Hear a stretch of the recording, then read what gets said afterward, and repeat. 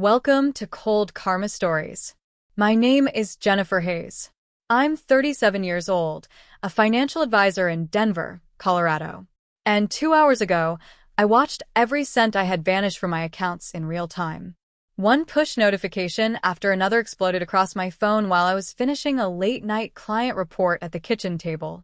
Blue light from my laptop reflecting off the empty coffee mugs in the sink. At first, I thought it was a glitch. Then I opened my banking app and saw the total. Checking, savings, emergency fund, even the tiny college nest egg I'd started years ago. Emptied. Transferred out through a device I recognized. My brother's.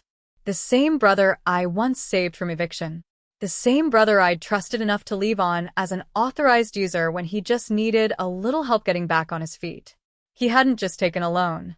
He had cleaned out my life. I stared at the screen, my heart beating so hard it felt like the sound was echoing off the walls. Rent gone. Tuition gone. Every late-night shift building portfolios. Every weekend seminar teaching people how to protect their wealth. All of it. Gone with a few taps from someone who knew exactly how much I depended on that money. I didn't cry. I froze. My mind snapped straight into crisis management mode, like I was auditing a client's financial disaster instead of living my own. Had he guessed my password? Used an old login? I checked the device list, and there it was. His battered Samsung phone still linked because I had never imagined he'd use it against me. My stomach turned. Was I the idiot for believing family was a safe exception to the rules I enforce for everyone else? Behind me, a chair scraped. My 9-year-old daughter patted in on socked feet, rubbing her eyes. She took one look at my face, then at the screen lit with red warnings and negative balances. For a second, she just stared like she was doing some kind of calculation only she understood. Then she squared her shoulders with this tiny, fierce certainty that did not match her unicorn pajamas and said, "Mom, don't worry. I handled it." My brain short-circuited. What could a 9-year-old possibly have handled in the middle of a financial ambush like this? Before I tell you what she really did and what my brother screamed down the phone 2 days later, tell me, what time is it where you are, and where are you watching from? I want to see just how far one family's betrayal can travel. The second her words left her mouth, I felt my professional brain collide with my mom brain. At work, when a junior advisor says, "Don't worry, I fixed it," my first instinct is to ask what they just broke. At home, looking at my daughter's small, serious face, all I wanted to do was protect her from the mess her uncle had dumped on us. "What do you mean you handled it?" I asked as calmly as I could manage. She climbed onto the chair beside me, swinging her legs like it was just another night, not the moment our lives had been financially decapitated. "You remember when you showed me the banking app?" she said. "You said if anything ever looked weird, I should click this little flag thing and tell you immediately." She reached for my phone with a confidence that should have belonged to someone twice her age. "I was on your phone earlier playing that puzzle game, and I saw a text from the bank about a new login. It sounded sketchy, so I opened the app. The numbers were moving, Mom, like a video game. So I hit the emergency freeze button, and I reported the device." My breath caught. In my panic, I hadn't even noticed the tiny banner at the top of the app. Temporary hold applied. Suspicious activity under review. For a moment, the room tilted. "You froze the accounts?" "Yeah," she said, almost offended I had to ask. "I remembered what you said about bad guys online. You told me if something feels wrong, don't be polite. Hit the red button." So I did. On the transaction list, a final transfer sat in limbo. Initiated but not yet cleared. My brother had almost gotten away with everything. Almost. My daughter had slammed the digital door on his fingers. Relief crashed into shame. I was the expert, the one people paid to secure their financial futures. Yet it was my 9-year-old who reacted fast enough to limit the damage. "How did you know the login was his?" I asked. She pulled her own tablet out from under her hoodie, like she'd been waiting for the question. "Because of Find My," she said. "You made me share my location with you, remember? You also shared yours and Uncle Kevin's with me when we went to that mountain resort. You never turned his off." When the bank message popped up, I checked the map, and his was blinking from some motel outside Colorado Springs. You weren't there, so, she shrugged like basic geolocation sleuthing was just homework. I figured someone was doing something bad. That's when my anger snapped from wild and directionless into a sharp, bright line. My brother hadn't just violated my trust. He'd done it knowing I had a child depending on me. He'd used access I'd given him years ago when I was drowning in debt, and he'd fronted me money for a security deposit. Back then, adding him as an authorized user on one card felt like gratitude. I never removed him when I got stable. I told myself it was proof that family paid each other back. Now the decision had turned into a loaded gun I'd handed him myself. My daughter, Sophie, drew her knees up on the chair. "Are we going to be okay?" she whispered. "I don't care about stuff, Mom. Are we going to have to move?" The question sliced deeper than any drained balance. "We're going to be okay," I said, forcing each word to sound like a promise and not a wish. "He tried to take everything, but he underestimated you, and he definitely underestimated me." I pulled her into a hug, my mind already shifting into investigation mode.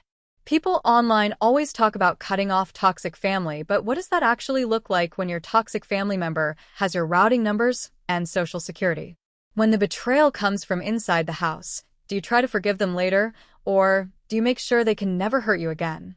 2 days later, just as I was starting to believe we might survive this with only bruises instead of fractures, my phone lit up with an unknown number and the kind of timing that feels scripted. I was in the middle of a video meeting with my friend and colleague Amanda Chen, walking her through the logs I'd pulled from the bank portal. We'd already confirmed the device fingerprint matched the battered Samsung my brother refused to upgrade, and we drafted an incident report in case I needed to push the bank harder. Sophie sat at the far end of the table with her sketchbook, drawing little comic panels of Supermom and Money Girl kicking a cartoon villain out of a bank vault. The number called again, insistent. Colorado area code, but not one I recognized. I muted my mic. "Hang on, Amanda. Let me grab this." The moment I answered, my eardrum was assaulted. "What the hell did you do, Jennifer?" It was him. My brother, Kevin Hayes. No hello, no apology, just raw panicked rage. For half a second, hearing his voice triggered muscle memory. 2 teenagers in a cramped apartment, sharing ramen and promising we'd always have each other's backs. Then the present slammed back. He'd tried to rob his niece blind. "Good evening to you too," I said, my voice icier than I felt. "How's life outside Colorado Springs?"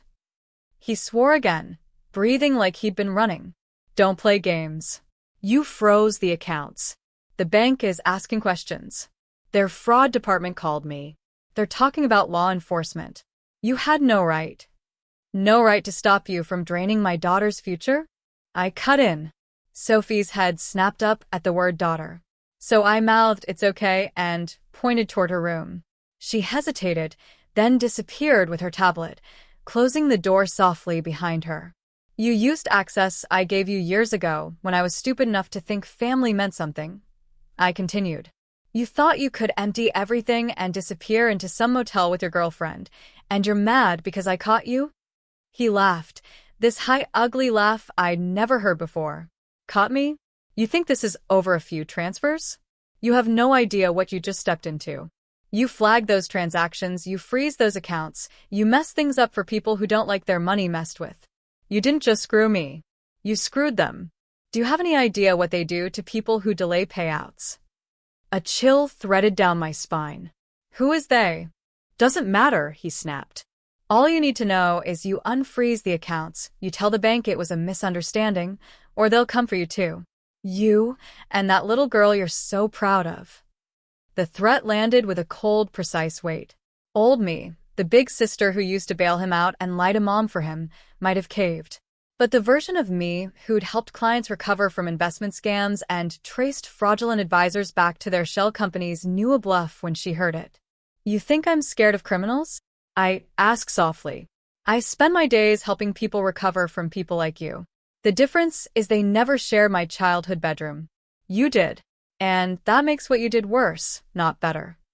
He cursed again, but this time it sounded less like rage and more like fear. "You'll regret this," he hissed. "You just signed your own eviction notice." He hung up. My hand shook, but not from panic this time. From clarity. He wasn't calling because he cared about our roof or Sophie's tuition. He was calling because my 9-year-old had accidentally tripped a wire in whatever scheme he'd tangled himself in, and now his partners were squeezing him. I unmuted my laptop. Amanda's face filled the screen, eyes wide. "I caught most of that," she said. "I'm sorry." "Don't be," I replied. He just admitted enough to hang himself if we record this properly. We spent the next hour documenting everything. The timestamps, the device IDs, the exact wording of his threat while it was still fresh in my mind. Then Amanda leaned closer to her webcam. "Look, you know I consult for that financial crimes task force on the side," she said. "If your brother is using your identity or your accounts as part of a bigger scam, they need to know. Are you ready for this to stop being a family drama and start being a case file?" I looked toward Sophie's closed door where a sliver of light peeked under the frame. "Ready?" No. But had we already crossed the line where this could be handled with a guilty apology and a repayment plan? Absolutely. If blood is supposed to be thicker than water, I said, what does it mean when it's the blood that's poisoning the well? "Yeah," I said. "Put me in touch with whoever you trust. If your brother emptied your accounts, threatened your kid, and then blamed you for protecting yourself, would you still call him family, or would you finally treat him like every other criminal you've ever reported?" That night, after Sophie fell asleep clutching her stuffed penguin, I sat in the glow of my dual monitors, a mug of cold tea sweating by my elbow, and turned my professional tools on my own life. Amanda had looped in a contact from the state's Financial Crimes Unit, a woman named Detective Lisa Morgan who couldn't officially advise me yet, but had strong suggestions about preservation. "Document everything," Detective Morgan had said over a choppy video call. "Screenshots, call logs, emails. Don't confront him again directly unless we can coordinate it. And Jennifer, this isn't your fault. We see this pattern all the time. Fraud that starts as borrowing from people they know." I'd wanted to argue that financial crimes should be impersonal, numbers on spreadsheets, not someone stealing their niece's college fund. Instead, I opened a new encrypted folder and started dragging in my life. While downloads churned, I opened Sophie's sketchbook.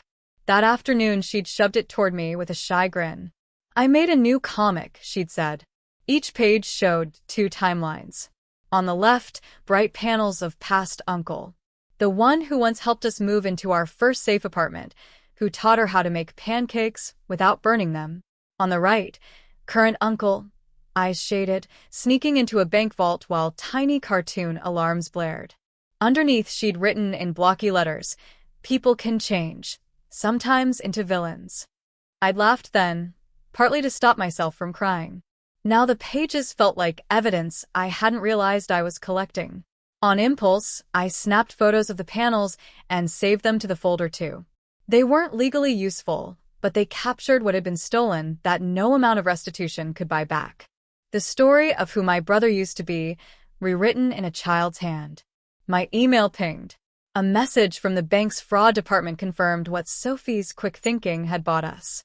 The final transfer was still in dispute. The money wasn't back in my account yet, but it hadn't reached his either. "We're temporarily restricting the recipient account pending investigation," the message read. Translation: his side of the pipeline had just been choked. 15 minutes later, another notification flashed, this time from a throwaway address I didn't recognize. Subject line: "You should stop digging." No greeting, no signature, just a single sentence in the body. "Family business is best handled in-house, unless you want everyone's secrets spilled." Underneath, a link. Amanda's face floated into my mind. Rule 1. Never click unsolicited links, especially from someone trying to scare you. I hovered over it instead, inspecting the URL.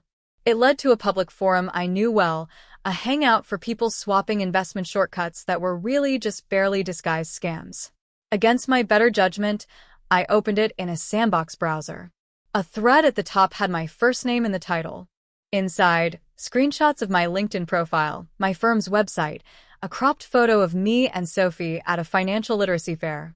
The user who'd posted them had a handle I recognized from old stories my brother used to brag about, a guy called Troy Real, the partner he'd always insisted was just good with people. My stomach dropped. In the comments, users joked about leveraging me to unlock frozen funds, speculated about how much pressure it would take before the sister caves. And one especially charming soul suggested sending a little scare her kids' way. My fingers went numb. Behind me, the floor creaked. I snapped the laptop closed, but not before Sophie appeared in the doorway, hair a sleepy halo. "You're still working?" she murmured. "It's late." I forced a smile. "Just finishing up, bug. Go back to bed. Big day tomorrow." "Are we still going to the art fundraiser meeting?" she asked, brightening slightly. The idea had been hers. If we couldn't get the money back quickly, maybe the community could help. She wanted to organize a digital art sale with her classmates, proceeds going towards Sophie's emergency fund. I'd said yes, partly because it made her feel powerful, partly because the thought of accepting help from anyone who wasn't related to me was strangely comforting. "Yeah," I said. "We are. And we're going to talk to some grown-ups who know how to deal with bad guys too." "Okay," she nodded, then hesitated. "Mom, if he was your brother before and now he's kind of the villain, does that mean I'm related to a villain?" The question hit harder than any thread in that forum. "You're related to a man who makes terrible choices," I said carefully. "What you do with that is up to you. You can repeat his mistakes, or you can learn from them and build better walls. You've already started doing the second one." She seemed to weigh this, then gave a small decisive nod, and went back to bed. As her door clicked shut, my phone buzzed with a new message from Amanda. A screenshot of a profile on the same forum, this one with my brother's handle quietly advertising investment opportunities using a name dangerously close to mine. "He's not just stealing from you," she wrote. "He's using your identity to lend credibility to his scams." Attached was a short note from Detective Morgan. "We're opening an official case. Do not respond to any threats. When he reaches out again, and he will let us know, we might be able to turn that contact into leverage." Would you keep scrolling if you found a thread full of strangers planning how to scare you into silence? Or would you start screenshotting and turn their private hustle into evidence? Detective Morgan wasn't wrong. It didn't take long. The next afternoon, while Sophie and I sat in a crowded community center brainstorming poster ideas for her art fundraiser with the other kids, my phone vibrated with a new text from another unknown number. This one was shorter, sloppier, angrier. "You think strangers are going to save you? You're making it worse. Call me now." I ignored it.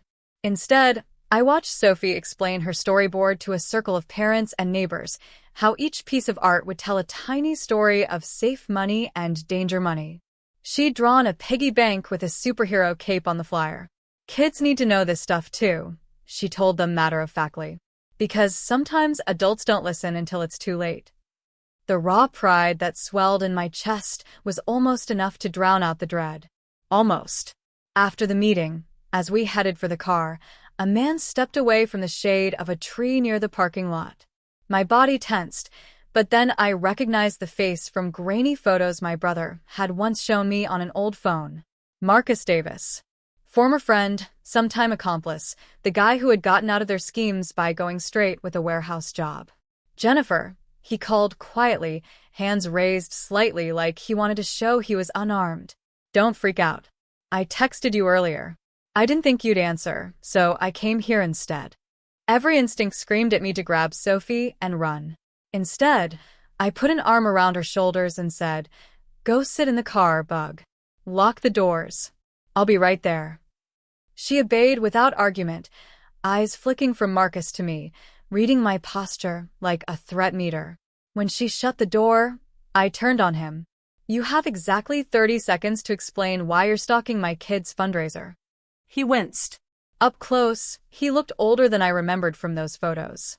Deeper lines around his eyes, shoulders that had lost some of their swagger. "I'm not here to hurt you," he said. "If anything, I'm here because I think they might, and I'm trying to stop that before it gets that far." "They," I repeated. "You mean my brother and his charming business partner?"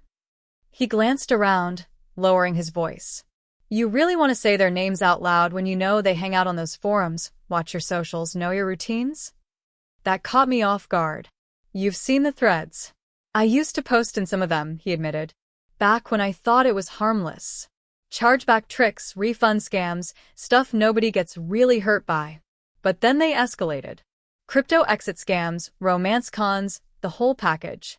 Your brother and his girlfriend Melissa, they're in deep with a crew that doesn't care who gets hurt as long as the wallets fatten. When you froze those accounts, you cut off more than his little payday. You jammed up a pipeline they were counting on. He swallowed. They're blaming you. They're scared. And scared people do stupid things. For a second, the parking lot sounds faded. The hum of traffic, the squeak of a shopping cart nearby. And all I heard was my brother's earlier hiss in my ear. You didn't just screw me, you screwed them. I crossed my arms. Why tell me this? Why now? His gaze flicked toward the car, where Sophie sat watching us. Because there's a kid involved, he said simply. And because I've got a kid on the way. My girlfriend is 4 months pregnant. I told myself I was out of that life, but the truth is I've still been in group chats, still seeing things I don't want my daughter to grow up around. This, he gestured between us, it feels like my last shot at doing something decent before I lose the right to call myself a father. I studied him, weighing the risk. If Detective Morgan was going to build a case, an insider could be gold. Or he could be bait. You're willing to talk to law enforcement? I asked. On record. He flinched, then nodded. If that's what it takes. I'm not doing it for him, he added quickly. He made his choices. I'm doing it so you don't have to pay for them. That night, we set up a virtual meeting. Me at my kitchen table, Amanda on her dual monitors, Detective Morgan in a small office with file boxes stacked behind her, and Marcus sitting in his dim living room, the glow of his TV casting flickers on the wall. He laid everything out. The Telegram channels, the Discord servers, the way my brother bragged about using his financial advisor sister as a silent endorsement for investment marks. He described drop accounts, meal chains, burner phones. I watched Detective Morgan's expression shift from neutral to focused predator.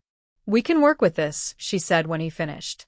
If you're willing to wear a wire or capture some of these conversations under our direction, we can not only protect Jennifer, we can dismantle more than one little hustle. Marcus looked exhausted, but strangely lighter. Tell me where to be, he said. When the call ended, I sat for a long moment staring at the black reflection of my own face in the blank screen. Sophie wandered in, hair still damp from her shower, hugging her penguin. Is it over? She asked. Not yet, I said. But we're not alone anymore. We've got a team now. She brightened. Like a squad. Exactly, I smiled. Me, you, Amanda, Detective Morgan, and Marcus, the good kind of crew. Can I be the strategist? She asked eagerly. I already made a list of all the apps Uncle Kevin used and all the times he came over and helped with your computer. That's like data points, right? I stared at her notebook, densely packed with dates and little icons. Somewhere between comics and cartoons, my daughter had quietly started doing her own intelligence gathering. Yeah, I said softly. Those are exactly data points. How far would you go to protect your kid from a criminal who shares your last name? Work with one of his old accomplices, wear a wire, walk into a trap you helped set? Or would you cut ties and pray distance was enough? The trap, when it finally took shape, felt less like a movie sting and more like a meticulously planned panic attack. Detective Morgan's team wanted something clean. My brother on record, demanding I unfreeze the funds, admitting the money wasn't his, maybe even bragging about the bigger operation he'd plugged into. The problem was he'd already burned one bridge with that screaming phone call. We needed a reason for him to believe I'd changed my mind. That's where Sophie, infuriatingly, came in. He thinks you're soft, she said one evening as we sat on the floor assembling canvases for the fundraiser. He thinks if he scares you enough, you'll forgive him like before. So if you call and say you're scared now, he'll believe you. It stung, hearing my history of enabling summarized so neatly by a 9-year-old. It also wasn't wrong. With Detective Morgan listening in on a secure line and the call recorder running, I dialed. He answered on the second ring. What do you want? He snapped. I injected a tremor into my voice I didn't entirely have to fake. You were right, I said. This is bigger than I thought. They, whoever they are, sent me messages. They know where I work. I can't sleep. I keep thinking about her. I let my voice catch on the last word. I can't let anything happen to my daughter. He exhaled, the sound almost smug. Told you. You're out of your depth. Maybe, I said. But I talked to the bank. There might be a way to fix this. If you meet me, sign some forms, we can say it was a misunderstanding. Joint account, clerical error, whatever. They like tidy stories. I could almost hear his greed warring with paranoia. Meek where? Cherry Creek Trail, I said. The public path, near the big fountain. Lots of people. Broad daylight. I'm not going anywhere sketchy. Detective Morgan had insisted. Visible, crowded, cameras everywhere. Less risk to me, more data for them. Fine, he muttered. Tomorrow noon. And Jennifer, don't try anything stupid. You're not the only one who can make phone calls. The next day was one of those deceptively beautiful Colorado afternoons. Sunlight glittering on the water, joggers and families and cyclists turning the trail into a moving tapestry. Under my jacket, a tiny transmitter sat warm against my skin, its wire taped carefully along my ribs. Sophie was nowhere near the park. Amanda had taken her to a co-working space under the guise of a bring-your-kid-to-work day, armed with pizza, educational videos, and strict instructions to keep her away from any live feeds Detective Morgan might be monitoring. I still felt her absence, like a missing limb. Marcus sat on a bench half a block away, pretending to scroll his phone, an earpiece hidden under his baseball cap. He was our early warning system. If my brother showed up with muscle, Marcus's job was to tell Detective Morgan's team before I saw them. He's here, came the detective's murmur in my ear, just as my brother's silhouette separated itself from the crowd. Hands jammed into the pockets of a hoodie, his eyes darting more than I remembered. He'd lost weight. Or maybe he just looked smaller now that I'd stopped mentally inflating him into the fearless kid who used to stand between me and school bullies. You look like crap, he said by way of hello. Stress doesn't suit you. Stealing from family doesn't suit you either. I replied, because even wired up and flanked by unseen officers, I couldn't help myself. He rolled his eyes. Are we doing this or not? I held up a folder thick with papers. Detective Morgan had helped me prepare. Forms, fake bank letters, enough bureaucratic weight to make the scene look legitimate if anyone was watching. We are, I said. But I need to hear you say something first. Why did you do it? He snorted. Seriously? You want a therapy session in the middle of the park? Humor me, I pressed. If I'm going to commit fraud for you, I at least want the courtesy of honesty. He glanced around, then leaned closer, lowering his voice. Because I was tired of scraping by, he hissed. Because you got out, got your fancy finance job and your nice condo and your perfect little girl, and I got left with temp work and debts. Because for once, the universe handed me a shortcut. You left the door open, Jennifer. I just walked through it. By wiping out your niece's savings, I said. That's shortcut. His jaw tightened. I told you I was going to pay it back. With what? I asked. The profits from the scams you and Melissa are running using my name? His eyes flashed. You've been talking to people, he said slowly. You think they're your friends? These cops and finance nerds you work with? You think they're going to keep you safe when the people behind me decide you're more trouble than you're worth? That's the thing, I said, feeling a strange calm settle. You talk about them like they're some unstoppable force, but I've seen their schemes. I've read their posts. They're just cowards hiding behind screens. And you? You're just a man who stole from a child and got caught. He opened his mouth, words gathering like a storm. And that's when a voice from behind him cut in, sharp and shaking. He's right. You are a coward. We both turned.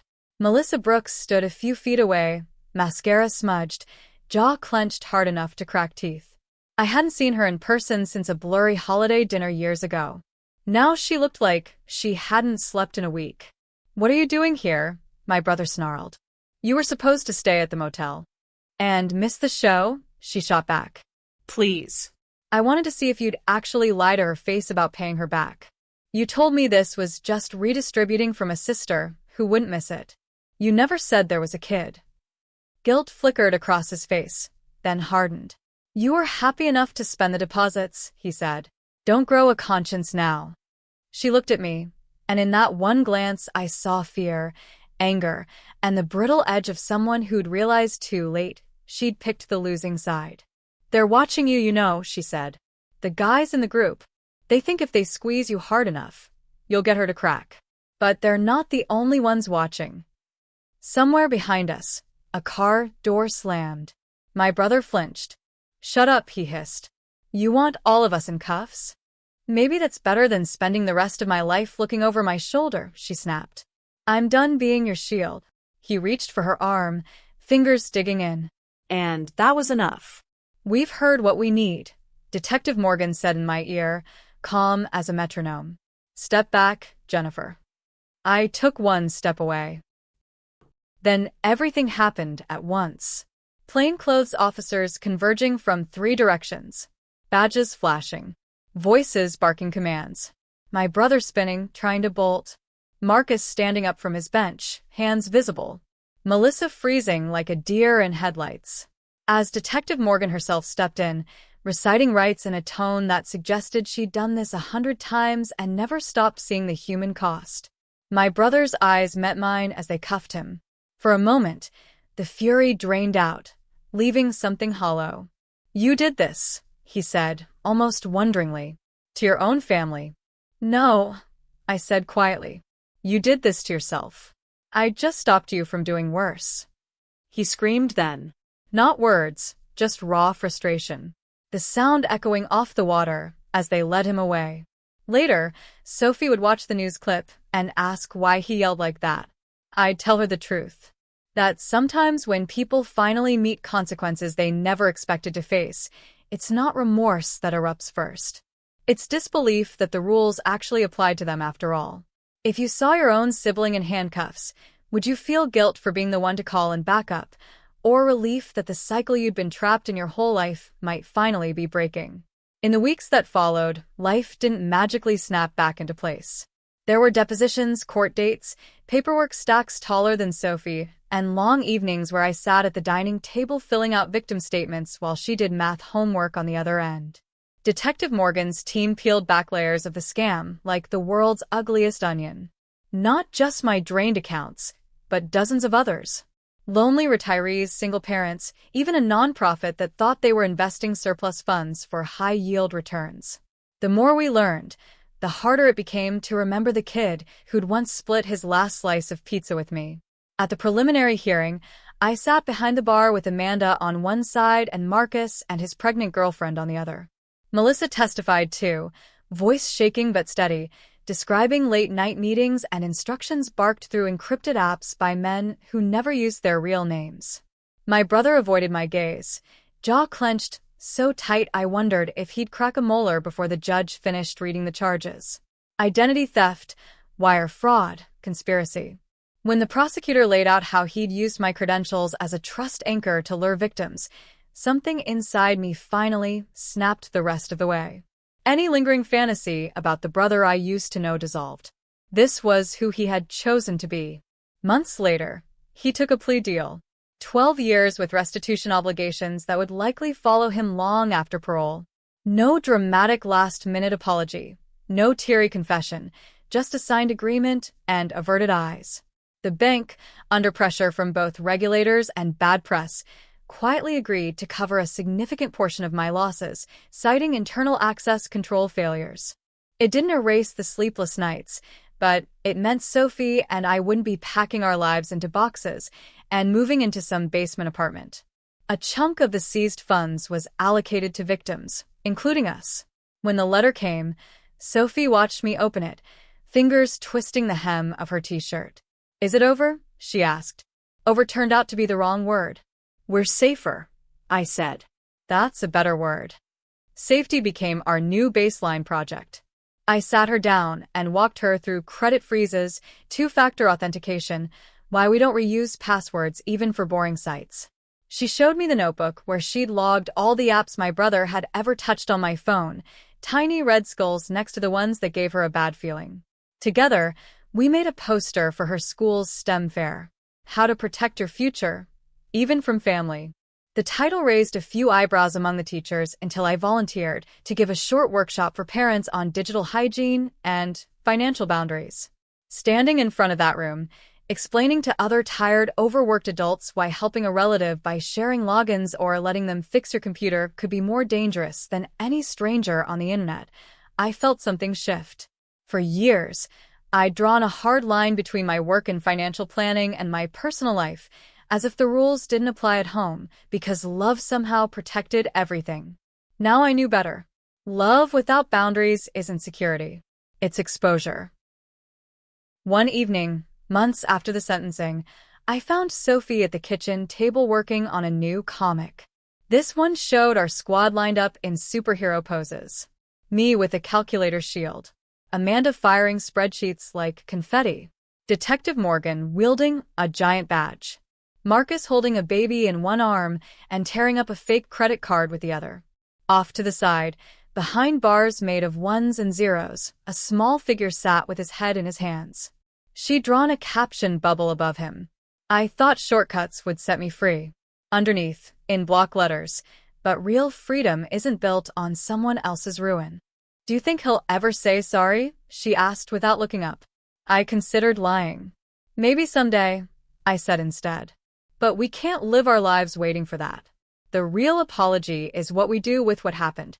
The walls we build, the people we help so they don't end up where we did. She nodded, seemingly satisfied, and added one last speech bubble next to the drawn version of herself. Boundaries aren't mean, they're safety rails. Later that night, alone with my thoughts, I scrolled back through old photos. 2 kids in thrift store clothes, leaning against each other and laughing. A young man holding newborn Sophie with terrified pride. A blurry Thanksgiving where he'd washed dishes without being asked. I didn't delete them. Pretending those moments never existed wouldn't make the last year any less real. Instead, I created a new album and named it Before. The rest of my camera roll, the court selfies, the fundraiser photos, the STEM poster, Sophie's comics, became After. The line between them wasn't clean, but it was honest. Family, I'd learned, isn't a magic shield against harm. Sometimes it's the source. The trick is learning when loyalty is love, and when it's just fear dressed up as obligation. When someone uses your trust as their favorite exploit, you have every right to patch the vulnerability, even if it means cutting them off from the system entirely. So now I'll ask you what I ask myself on the nights when the house is quiet and the notifications have finally stopped. When blood betrays you, what's the real lesson? Endless forgiveness, no matter the cost, or the courage to say, this is where my story changes, even if yours doesn't. And if you've ever had to build a new life on the rubble of a family betrayal, what boundary did you wish you'd drawn sooner?